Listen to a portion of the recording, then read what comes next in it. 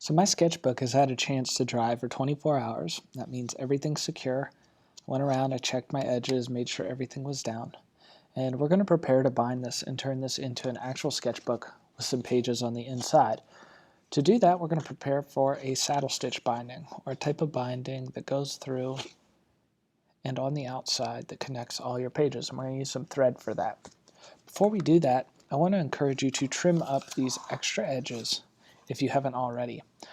Before I trim, if you haven't folded, I would fold your collage slash paperboard or chipboard in half just so you have a good spine for your document. So I'd fold it, and then what I'm going to do is I'm just going to take my scissors, and I usually do this from the blank chipboard side, and I'm just going to try to trim up those edges so everything ends at the same location. So I'm just going to go around and trim any overhang and clean this up. After I trim, we'll talk about what to do with the paper to get it ready to bind together. So I've trimmed my scraps away from the edge of my collage as best as I could with my scissors. And I'm going to get rid of those now. You can recycle or throw those away. And what I want to do is I want to prepare my white pages so that they can go in the center. So you're going to grab your collection of printer pages with your 2 clips, and you're going to unclip these. Now keep track of the clip. You could even put them on the edge of your sketchbook in opposite corners as you prepare your pages. What we're going to do right now is prepare our signatures, or our group of pages for the inside of our sketchbook. And to do that, we're going to fold the pages in half. Now some people may want to go through and just fold all the pages together like this. That'll work, but to make sure everything lines up perfectly and that I do the best I can with it, I tend to do each page by itself and then stack them again. So I'm going to carefully line up both corners, kind of do a false fold, just kind of push down on it. Once I'm sure everything's in, I push in the center and then pull my fingers onto the side. If you want to get a real crisp fold, once you're done with the fold, you can take the edge of a pen cap and kind of press down over it to get a nice crisp fold. So I'm going to do that with each of my 5 pages. I carefully folded the 5 pages in my signature, gone over the crease, and they are good to go. We do not want to bind them like this with 5 different edges. What we want to do is come up with a common edge. So what I do then is I stack them, open them up so that the seam is there, and I stack my other pages into that common seam. That way they can all be bound together easily. This is going to create that group that is called a signature. Now it may seem like this takes a little bit more time, but the results will benefit from adding the extra care to this. So I'm making sure they're all together, common fold. Whenever you're done, you can line them up, get them together, and we're going to place them in the fold on our sketchbook. And you'll notice that I have my clips in opposite corners to hold it. That'll just help keep the paper in place as we bind it together. So I'm going to place that common fold. I'm going to line it up.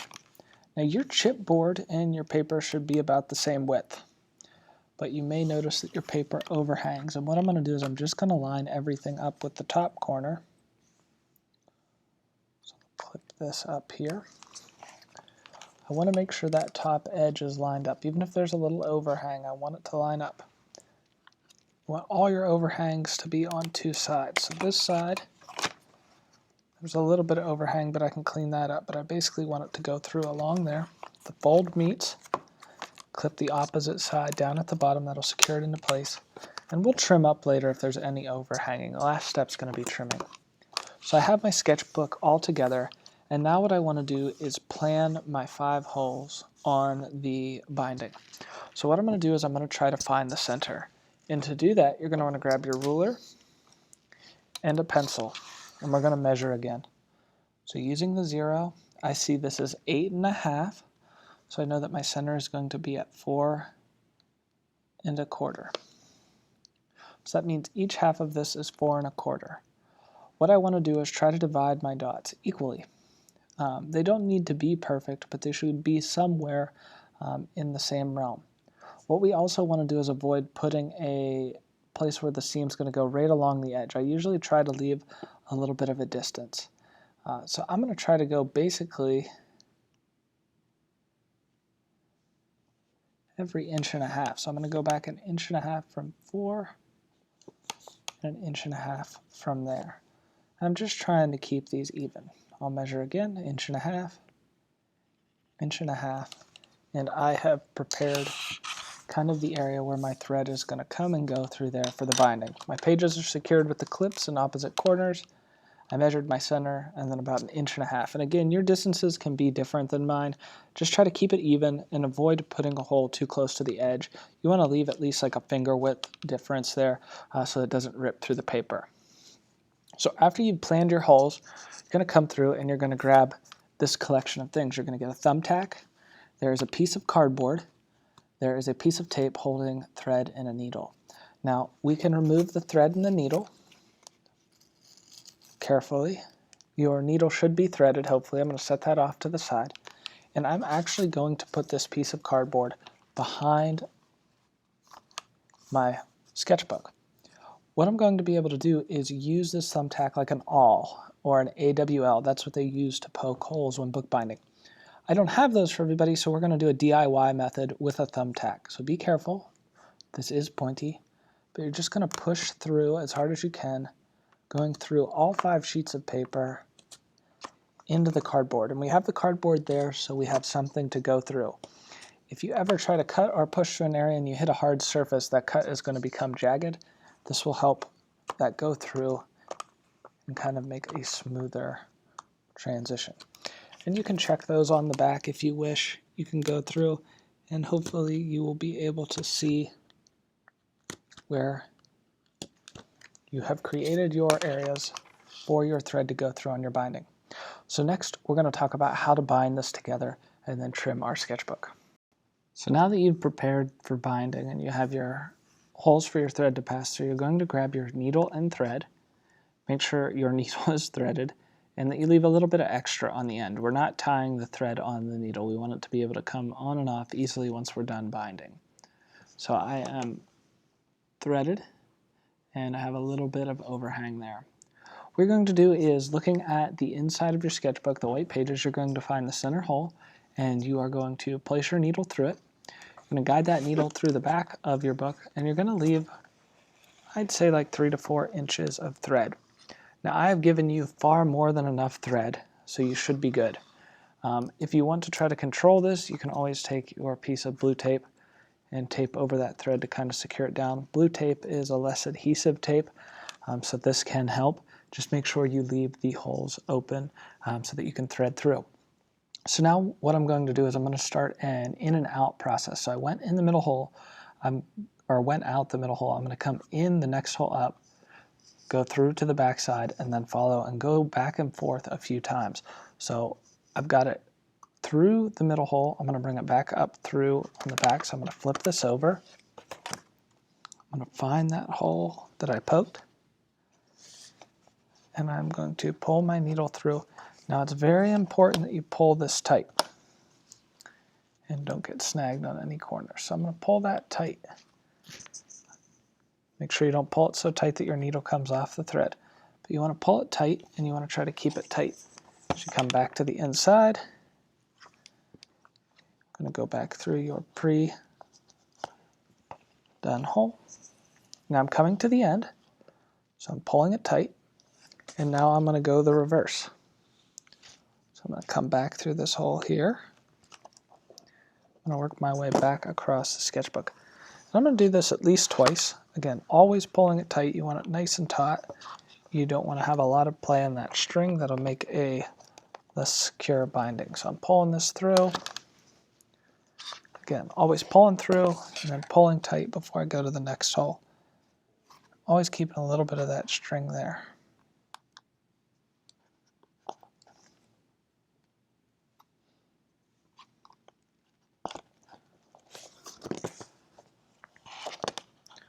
So using that thumbtack was very helpful. Oh, I came undone. That's okay.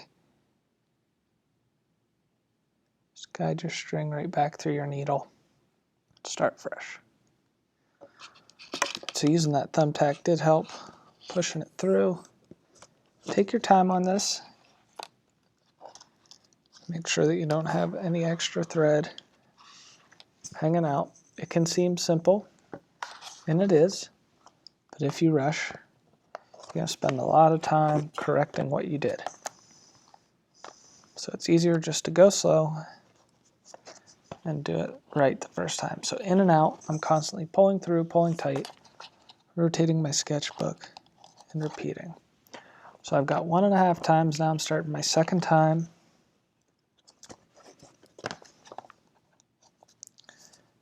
I'm repeating this process. Now if you want to do more than 2 times, you can. You have enough string, you can probably do it 3 to 4 times. Some bookbinders will use a wax thread. We're just using a basic nylon thread for this. Just trying to make a sketchbook out of DIY materials that you could find at home. Now if you fill up these sketchbooks, you can always cut this thread, add some new pieces of paper, start fresh, so you can reuse the covers. So I'm coming back through.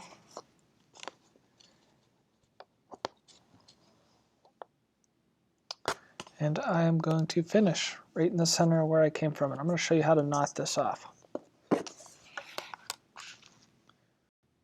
So we have zoomed in and I pulled through. I've gone through twice. And now we're going to knot this off. So I'm going to take the needle and I'm going to go under my 2 layers. Here, I'm going to pull it tight to make kind of like a little loop here. What I'm going to do is I'm going to pass back through that loop. So I'm going to take my needle, I'm going to kind of poke that eye and pull it through. Now you want to make sure that you pull this tight close to that hole. You don't want your knot being out on the edge. So I'm going to let go. I'm going to make sure that knot goes close to that hole because we're going to pull that back through. Now I like to be cautious with this. I like to knot it a couple times. So I go through.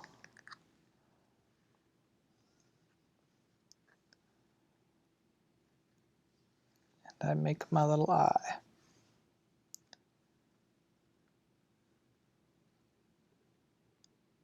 And I pull it tight. I'll do a third. Under. I make a loop. Then I poke the loop. Oop, I lost my needle. So I've got my under, now I need to go through the loop.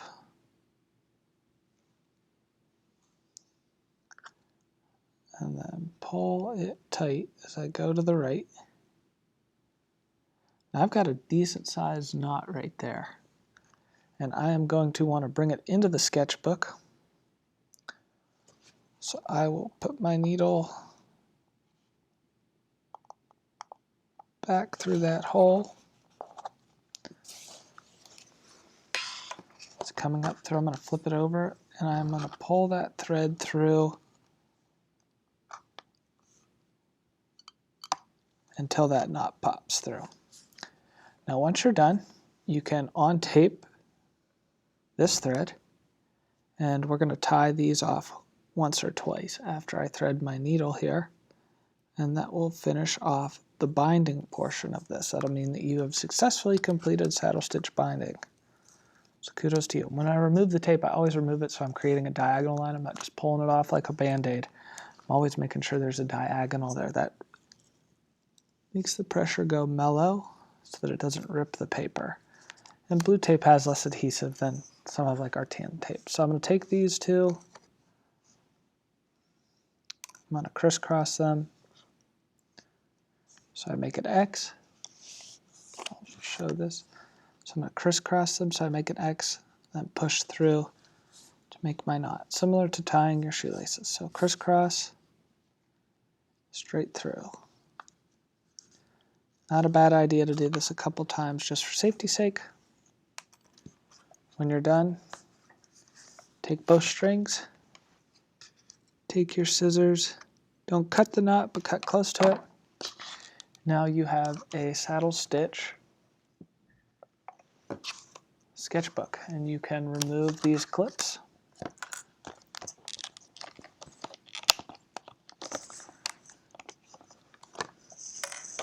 check it out. Now one thing you will notice is you'll probably have to go back through and trim it. So once you have it folded up, keep it closed. Go through with your scissors. Take your time.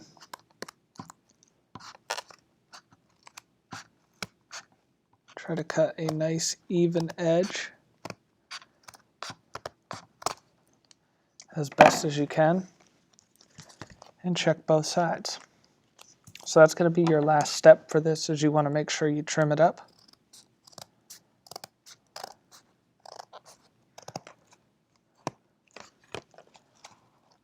Clean up your edges for final presentation.